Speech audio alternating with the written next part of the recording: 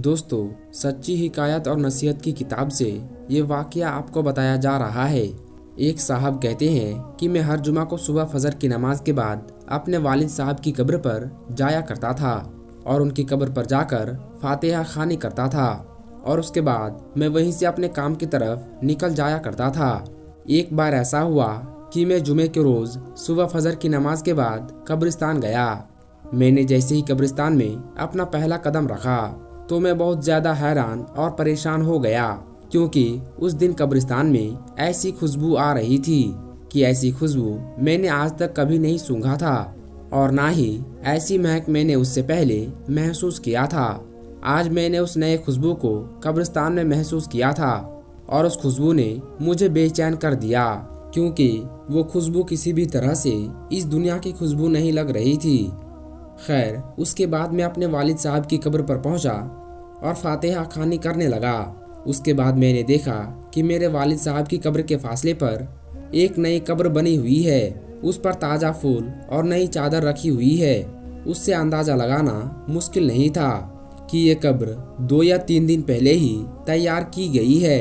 उसके बाद जब मैं वालिद साहब की कब्र से फारिग हुआ तो मैं वापस जाने लगा। फिर मैंने सोचा क्यों ना इस नई कब्र पर भी दुआए मगफिरत मांग लूं।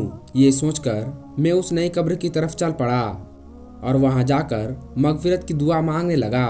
दुआ के दौरान मैंने महसूस किया कि जो खुशबू मैंने कब्रिस्तान में दाखिल होते वक्त महसूस किया था, वो खुशबू इस कब्र से आ रही थी। फिर मैंने उस कब्र की मिट्टी को मुट्ठी में भरा। उस मिट्टी को छूते ही एकदम से हैरान हो गया, क्योंकि उस कब्र की मिट्टी बहुत ठंडी थी, जैसे नम हो, लेकिन वो मिट्टी खुश्क थी, यानी कि सूखी थी। इसलिए मैं इस बात को देखकर भी हैरान हुआ कि इस कब्र की मिट्टी कितनी ठंडी और नम है।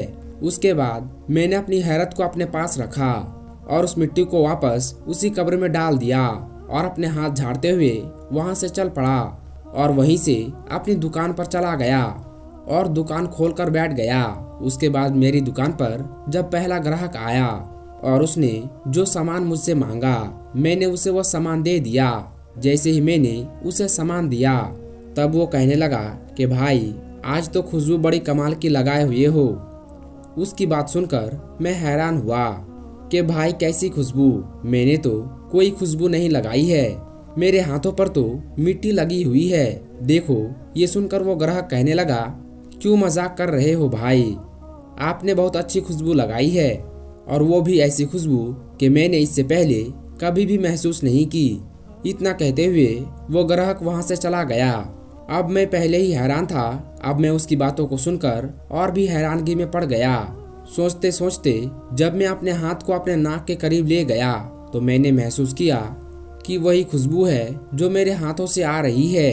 उसके बाद पूरे दिन मैं उस नई खुशबू को महसूस करता रहा। उसके बाद मैंने कई बार अपने हाथ भी धोए थे, मगर वो खुशबू मेरे हाथों में वैसे के वैसे ही रह गई। उसके बाद अगले दिन, यानी कि हफ्ते के बाद, मैं ना चाहते हुए भी कब्रिस्तान की तरफ चल पड़ा और अपने वालिद साहब की कब्र पर दुआए मगफिरत करने के बाद उस नई कब्र की तरफ चल पड़ा, ये सोचकर कि ये नई कब्र किसकी होगी, आखिर कौन है उस कब्र के अंदर जो इतना नेक है। आखिर उसने ऐसा कौन सा अमल किया होगा जो उसकी कब्र इतनी ठंडी और खुशबूदार है। उसने ऐसा कौन सा काम किया होगा जिसके बदौलत उसको इतना बड़ा इनाम मिला होगा। यही बात सोच सोच कर मैं बहुत ज्यादा परेशान हो रहा था। यही बात सोचता हुआ मैं उस कब्रिस्तान के काम करने वाले के पास जा पहुंचा और उससे पूछा कि भाई, ये कब्र किसकी है?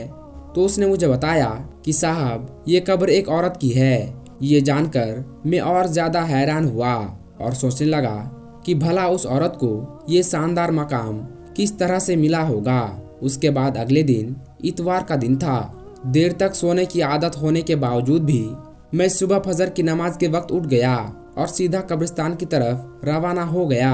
जैसे ही मैं कब्रिस्तान के अंदर दाखिल हुआ तो मैंने क्या देखा कि उसी औरत की कब्र पर एक बुजुर्ग आदमी कुरान पाक की तिलावत कर रहा है। फिर मैं अपने वालिद साहब की कब्र पर गया और दुआए मगफिरत करने के बाद मैंने उस आदमी की तरफ देखा। वो बुजुर्ग आदमी भी उस नई कब्र पर दुआ कर रहा था। जब वो आदमी दुआ से फारिग हुआ तो मैंने देखा कि उसकी आंखों से मोटे मोटे आंसू गिर रहे थे। वो सिसक सिसक कर रो रहा था और बिलख रहा था। मैंने ये सोचा कि इस आदमी को इस कब्र में सोने वाली औरत से बहुत ज्यादा मोहब्बत रही होगी, तभी तो ये उसकी जुदाई को बर्दाश्त नहीं कर रहा है। उसकी जुदाई के गम में सिसक सिसक कर रो रहा है। मैंने देखा कि वो बुजुर्ग आदमी दुआ से फारिग होकर वहां से जाने लगा। जैसे ही वो आदमी वहां से जाने लगा तो मैंने उसको आवाज लगाई कि जनाब एक बात सुनिए, बस थोड़ी देर के लिए आप मेरी बात को सुन लीजिए। मैं माफ़ी चाहता हूँ मैंने आपको तकलीफ दी, मगर मैं आपसे एक बात पूछना चाहता हूँ। अगर आप बुरा ना माने तो मैं आपसे पूछ लूँ। तो बुजुर्ग कहने लगे कि इसमें बुरा मानने वाली कौन सी बात है, पूछिए आप क्या पूछना चाहते हैं। उन्होंने निहायती अदब और मोहब्बत के साथ जवाब दिया। मैंने कहा जी शुक्रिया आपका। मैंने कहा अभी आप जिस कब्र पर दुआ मांग रहे थे ये कब्र किसकी है, अगर आप मुनासिब समझे तो बता दीजिए। तो वो बुजुर्ग कहने लगे जी आप ये क्यों पूछ रहे हैं। तो मैंने कहा कि दरअसल इस कब्र से आने वाली खुशबू ने मुझे बेचैन कर दिया है। इस कब्र की ऐसी खुशबू मैंने आज तक कहीं पर भी दूसरी और महसूस नहीं की। मुझे ये खुशबू इस दुनिया की नहीं लगती है। मैं आपसे ये कहना चाहता हूँ कि साहिब कब्र में ऐसा कौन सा अमल किया है जिसकी वजह से ये मकाम मिला है कि उसकी कब्र बहुत ही ठंडी और खुशबूदार है। ये सुनकर उस बुजुर्ग ने ठंडी आह भरी और कहने लगे कि कब्र ठंडी और खुशबूदार क्यों ना होगी, उसने अल्लाह को राजी ही इस तरह से किया है। जी मैं यही तो जानना चाहता हूँ कि उसने ऐसा कौन सा अमल किया है, ऐसा कौन सा काम किया है जिससे उसको ये इनाम मिला है। तो वो बुजुर्ग कहने लगे कि ये मेरी बीवी की कब्र है। 30 साल का हमारा साथ रहा है। मैं 4 बहनों का एक लौता भाई हूँ। मेरी बहनों को और मेरी माँ को मेरा शहरा देखने का बहुत शौक था। जैसे ही मैं किसी काम पर लगा तो उन्होंने चांद जैसी दुल्हन तलाश करनी शुरू कर दी। फिर कुछ ही दिनों में लड़की भी ढूंढ निकाली और उसके साथ मेरी शादी करवा दी। मेरी माँ और मेरी बहन अपनी अरमान दिल खोलकर पूरे किए। उसके बाद शादी की पहली रात ही मैंने उसका घूंघट उठाने से पहले ही अपना पग उसके कदमों में रख दी और साफ साफ अल्फाज में उसको बता दिया कि आप मुझे माफ कर दो, मैं आपका हक अदा नहीं कर सकता। मैं इस लायक नहीं हूँ कि मैं आपकी ख्वाहिश को पूरी कर सकूं। यानी कि मैंने उसको साफ साफ बता दिया कि मैं एक नामर्द इंसान हूँ। मैं शादी नहीं करना चाहता था, मगर मैं अपनी माँ और बहनों की खुशी के खातिर खुदगर्ज बन गया और सिर्फ उनके ख्वाहिश के लिए आपसे शादी की है। अब अगर आप चाहो तो मुझे छोड़कर जा सकती हो। ये सुनकर मेरी बीवी ने मेरी पग उठाई और वापस मेरे सर के ऊपर रख दी। फिर कहा कि आप जैसे भी हो, आप मेरे सुहाग हो, मेरा नसीब हो। मुझे अब आपके साथ ही रहना है। उस दिन के बाद अल्लाह की उस नेक बंदी ने मेरे साथ 30 साल का वक्त गुजार दिया।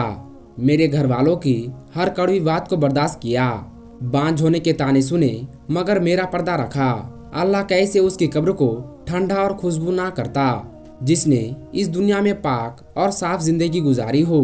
इतना कहते हुए वो बुजुर्ग जारो कतार रोने लगे और कहने लगे कि इस औरत ने 30 सालों तक सब्र किया है और सबसे बड़ी बात तो ये है कि उसने मेरा पर्दा रखा, और यही वजह है कि अल्लाह तबारक व तआला ने जन्नत के बागों में से एक बाग उसको अता किया है।